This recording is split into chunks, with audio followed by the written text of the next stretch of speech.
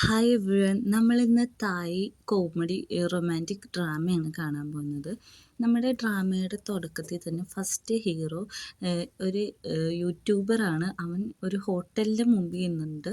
അത് വീഡിയോ ക്യാപ്ചറാണ് ചെയ്യുന്നത്. ഇവൻ്റെ പേരാണ് പൽവാൻ. അപ്പോൾ ഈ റെസ്റ്റോറൻറ്റ് അടിപൊളിയാണ്, ഇവിടെ തുളസിയൊക്കെ ഇട്ടിട്ടുള്ള ഫുഡാണ് കിട്ടുന്നത് ഒക്കെ പറഞ്ഞ് ഭയങ്കര ബിൽഡപ്പിലാണ് ആൾ റിവ്യൂ തുടങ്ങുന്നത്. ഇതിൻ്റെ ഇടയിൽ നമ്മുടെ ഷെഫിൻ്റെ, അതായത് സെക്കൻഡ് ഹീറോൻ്റെ ഇൻട്രോയും കൂടി കാണിക്കുന്നുണ്ട്. അവനൊരു ഷെഫാണ്. അത് മാത്രമല്ല ആ റെസ്റ്റോറൻറ്റിൻ്റെ ഓണറും കൂടിയാണ് നമ്മുടെ ഈ ഷെഫ്. അപ്പോൾ അതാണ് നമുക്ക് കാണിക്കുന്നത്. പിന്നെ നമ്മുടെ പൽവാൻ ഈ റെസ്റ്റോറൻറ്റിൽ വന്നേക്കുന്നത് എന്തിനാന്ന് വെച്ചിട്ടുണ്ടെങ്കിൽ അവൻ്റെ യൂട്യൂബ് വീഡിയോ എടുക്കാൻ വേണ്ടിയിട്ടാണ്. അവൻ അതിന് നല്ല രീതിക്ക് റിവ്യൂ ചെയ്യുന്നുണ്ട്. ഇത് അടിപൊളി റെസ്റ്റോറൻ്റാണ്, ഇത് കാണാൻ അങ്ങനെയാണ് ഇങ്ങനെയാണ്, ഇവിടെ ഭയങ്കര ക്ലീനാണ് എന്നൊക്കെയുള്ള രീതിയിലാണ് അവൻ പറഞ്ഞുകൊണ്ടിരിക്കുന്നത്. ഇവൻ്റെ ഒച്ച ബാക്കിയുള്ളവർക്ക് ഭയങ്കര ഡിസ്റ്റർബൻ്റാണ്. കാരണം ഇവൻ അത്ര ലൗഡിനാണ് സംസാരിച്ചുകൊണ്ടിരിക്കുന്നത്. അപ്പോൾ ബാക്കി എല്ലാവരും ഇവനെ ശ്രദ്ധിക്കുന്നുണ്ട്, ഇവൻ എന്തീ കാണിക്കുന്നതെന്നുള്ള രീതിക്ക്. അപ്പോൾ ഇവൻ്റെ സീറ്റിൽ പോയി ഇരുന്നിട്ട് പറയും, ഇതാണ് ഞാൻ ബുക്ക് ചെയ്ത സീറ്റ്, ഞാൻ ഓർഡർ ചെയ്ത ഫുഡ് ഇപ്പോൾ വരും എന്നൊക്കെ അവനിങ്ങനെ പറഞ്ഞുകൊണ്ടിരിക്കുകയാണ്. അപ്പം നമ്മുടെ സെർവർ വന്നിട്ട് ഫുഡ് സെർവ് ചെയ്യുന്നുണ്ട്. ഒരു ഷെല്ലിലൊക്കെ വെച്ചിട്ടുള്ള എന്തൊരു ഫുഡാണ് സെർവ് ചെയ്യുന്നത്. അപ്പം നമ്മുടെ ഷെഫ് കുക്ക് അകത്ത് ചെയ്യുന്നുണ്ടെങ്കിലും ഇവൻ്റെ ഈ ഒച്ചപ്പാടും ബഹളവും ഒക്കെ അകത്തേക്ക് വരെയും കേൾക്കുന്നുണ്ട്. അപ്പോഴേക്കും ഈ സെർവൻറ്റ് അത് സെർവ് ചെയ്തതും ഇവനത് ക്യാപ്ചർ ചെയ്തുകൊണ്ടിരിക്കുകയാണ്. ഇവൻ ഭയങ്കര അലമ്പാണ്, ബാക്കിയുള്ളവർക്ക് ഭയങ്കര ഡിസ്റ്റർബൻ്റ് ആയിട്ടുള്ള രീതിയിലാണ് റിവ്യൂ ചെയ്തുകൊണ്ടിരിക്കുന്നത്.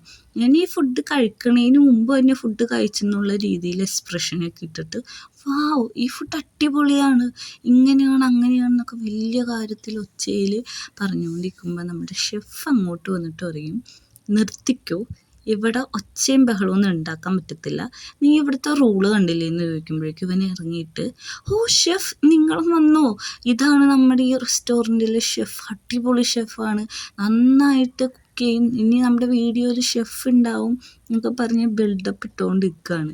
അപ്പോഴേക്ക് ഷെഫിന് ദേഷ്യം വന്നിട്ട് ഷെഫ് അവൻ്റെ കൈ പിടിച്ചിതാക്കിയിട്ട് പറയും, നീ എന്താണ് ഈ കാണിക്കണേന്ന് വെച്ചിട്ട് ആ കൊടുത്ത ഫുഡ് തിരിച്ചു വാങ്ങും. അപ്പോഴേക്കും ഇവനോട് പറയും, ഈ റെസ്റ്റോറൻറ്റിൽ ഇങ്ങനെ ഒച്ചപ്പാടും ബഹളമൊന്നും പറ്റില്ല, ബാക്കിയുള്ളവർക്ക് ഡിസ്റ്റർബൻ്റ് ആവും, പിന്നെ ഇവിടുത്തെ റൂള് നീ കണ്ടില്ലേ, ഇവിടെ ഇങ്ങനെ ഫിലിം ചെയ്യാനൊന്നും പറ്റില്ല എന്ന് പറയും. അപ്പം തന്നെ നമ്മുടെ പൽവാനാണെങ്കിൽ ഈ ഷെഫ് താഴെ ഇട്ട് അവൻ്റെ ക്യാമറ എടുത്തിട്ട് പറയും, നിങ്ങൾ നോക്കിക്കേ, ഇത് ഭയങ്കര മോശമായിട്ടുള്ള ഷെഫാണ്, ഇയാൾ ഭയങ്കര അറഗൻ്റാണ്, എന്നെ മോശമായിട്ട് ട്രീറ്റ് ചെയ്തു എന്നൊക്കെ പറഞ്ഞ് കഥ മാറ്റി പറഞ്ഞുകൊണ്ടിരിക്കുകയാണ്. അപ്പം തന്നെ അവരവിടെ നിന്ന് പിടിച്ച് പുറത്താക്കിയിട്ട് നമ്മുടെ ഷെഫർ ഇനി മേലെ ഇങ്ങോട്ട് വന്നേക്കരുതു എന്ന് പറയും.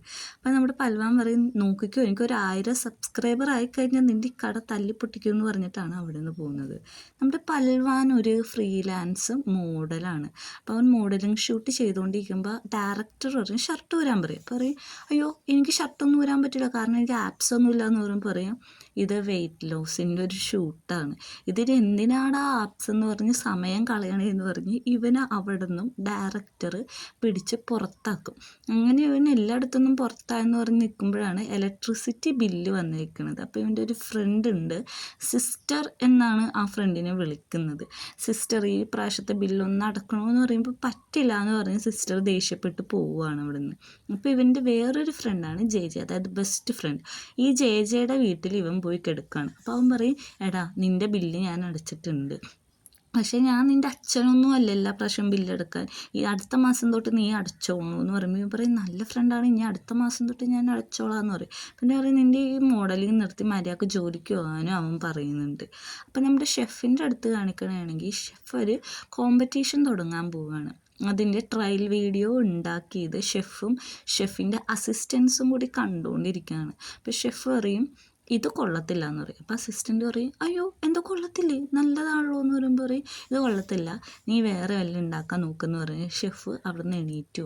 അപ്പം നമ്മുടെ ക്ലിയർ എന്ന് പറയുന്ന ഒരു ആക്ടർ വന്നിട്ട് പറയും, ശരിക്കും ഷെഫ് ഈ സ്ഥലം വിൽക്കാൻ പോവുകയാണെന്ന് ചോദിക്കും. പറയും, ഞാൻ ഇതുവരെയും ജോക്ക് പറഞ്ഞ് കേട്ടിട്ടുണ്ടോയെന്ന് ചോദിക്കും. പറയും ഇല്ല. അപ്പോഴേക്കും ക്ലിയർ പറയും, പണ്ടത്തെ ഗേൾ ഫ്രണ്ട് കാരണമാണോ എന്ന് ചോദിക്കുമ്പോൾ പണ്ടത്തെ ഗേൾ ഫ്രണ്ടായിട്ടുള്ള കുറച്ച് മെമ്മറീസ് അവൻ ഓർക്കുന്നുണ്ട്.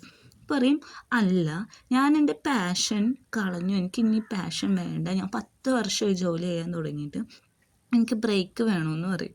അപ്പോഴേക്കും നമ്മുടെ ഈ സീരീസിലെ വില്ലൻ ഇവന് കുറച്ച് ചെക്ക് കൊണ്ടുവന്ന് കൊടുത്തിട്ട് പറയും, ഈ സ്റ്റോറി എനിക്ക് വേണം, നീ എനിക്ക് തന്നൂ എന്ന് പറയും.